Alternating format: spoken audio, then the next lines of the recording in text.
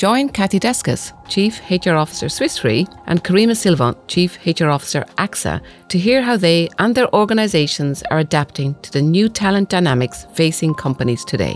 In this second part of their discussion, they discuss the importance of having a sense of purpose in helping to retain and attract employees and how it can be a real differentiator. I'm so very happy to have this virtual sit down with you today on a couple of topics important to our respective businesses, but also to our HR teams.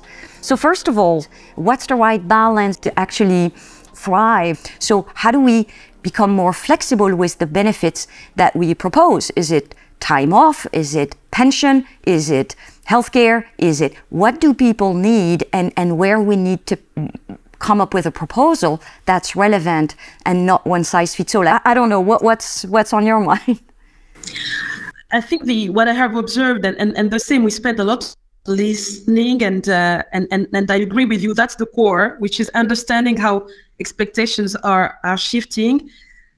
And I agree on the power of purpose. Really, I've seen this change. So I think in our business, because our business is about protection and it's quite close to everyday lives, I've seen the shift where for candidates, but also for employees, being clear about what we do, what are our commitments on society is extremely important, and how what we say translates in real action. And so I think this is something which is becoming extremely important and which drives the way we act on business. So building that consistency between I would say build business culture and HR policies so that people are energized in the way they do their work every day because they find a personal purpose, and that their personal purpose, I would say, meets the company goals and the company purpose. And so this is something that's not that easy, to be honest, to materialize. But I think we are there is a shift in the way we do business and HR, which makes it today even more tangible and even more real. Yep. Could not agree more. And I think we're both lucky to work in an industry, whether it's insurance or reinsurance, that has this sense of purpose. We're a shock absorber for societies. That's what we do for a living. And I think, and I find through many of my discussions with, internal talent and or external talent, that this sense of purpose really is a differentiator. At Swiss Re, we make the world more resilient. And to your point, it's not a statement, it's an action. And we engage employees around the sense of purpose daily. So as a few examples, we have created this program called Net Zero U2. When you work in the industrial world, you can actually measure CO2 footprint for your factory, for your activities, but when you're in financial services, it may be a bit more abstract. So we engage our employees around this program that through small steps every day, they can make conscious decisions to actually reduce their CO2 footprint individually with their families, with their friends, and at work. So there's a calculator. Each and every one can understand what's their CO2 footprint along the year, professional activities and personal activities. And there's a contest. There are actually activities people share what they do on their daily lives to reduce footprint. If you choose to pick the train versus a plane, then that comes into your achievements for the year, and everybody's sharing, and there's internal emulation around the topic, and also external, because you can educate the people you know around you. So there's a really investment and time put by the company to not only make people aware, but very much encouraging them to take action. A second thing that's very interesting at Swiss Re is that not only each manager has a budget allocation, dollar or franc or a euro budget allocation, but also a CO2 allocation. So during the year, you're measured on your CO2 consumption, you and your team, and you're held accountable for making the right choices. So you don't see policies telling you don't have to fly.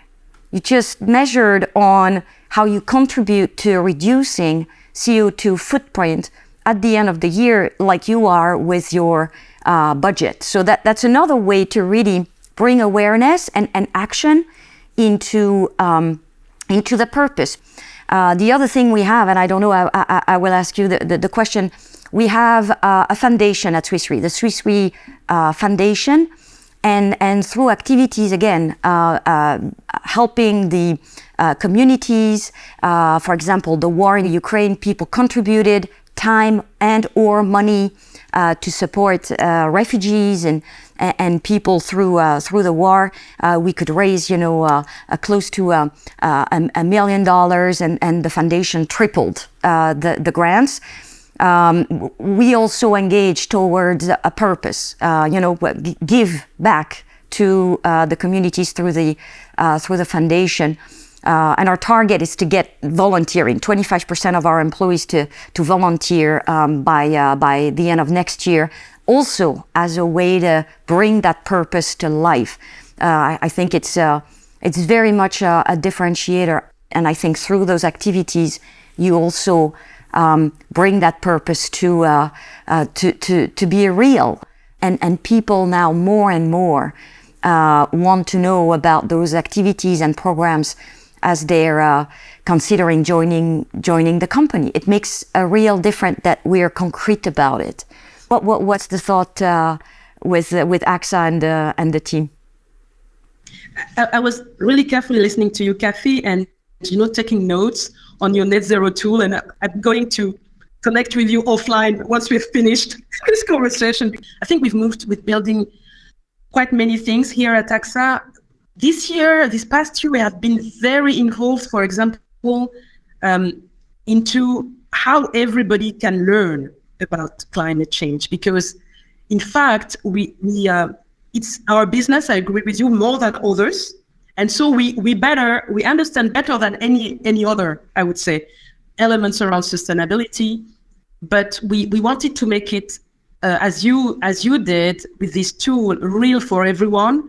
So we've invested into building mandatory training, and today 85% of our people have been trained and certified on climate. And we have the chance to have an internal company which is called AXA Climate, which has built what we call a climate school, and we offer those modules externally. So in AXA, it has created a huge momentum, because from the sales guys to, I would say, the people in tech, to the people at the corporate center, everybody has been trained on climate, and we want to go beyond. So we are looking to the next chapter. I think the other piece, as you said, is really how we shift the business.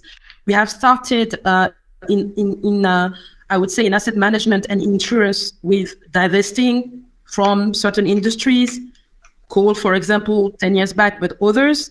We have as well in the insurance, building more and more products that are more green, that are more inclusive, so tackling both environment and society.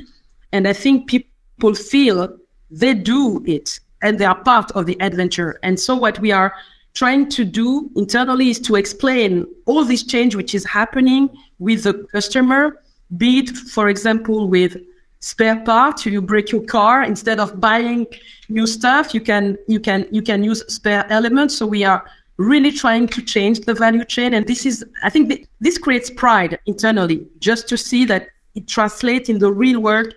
I think employee volunteering, I think you're right. I think this matters a lot, because people come to work not only to work, but they want to contribute in society. And I think this is a duty that we have, because our companies can do that, can support communities and must support communities.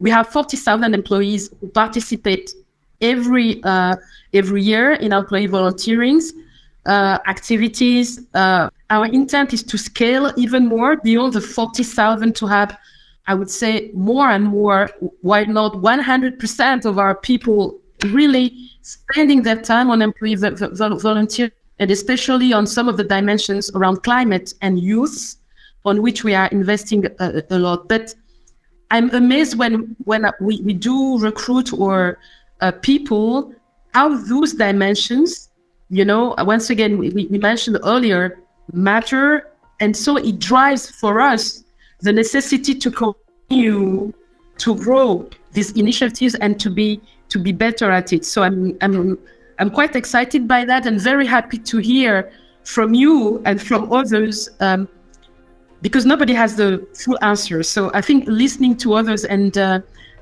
learning is quite important. So thanks for sharing, Kathy, on that. Very impressed with the rate of volunteering of AXA employees, and I will reach out to you actually on that topic. So thank you for this. Thank you for listening. Coming soon is the third part of their conversation on how they are fostering an inclusive culture to drive business success.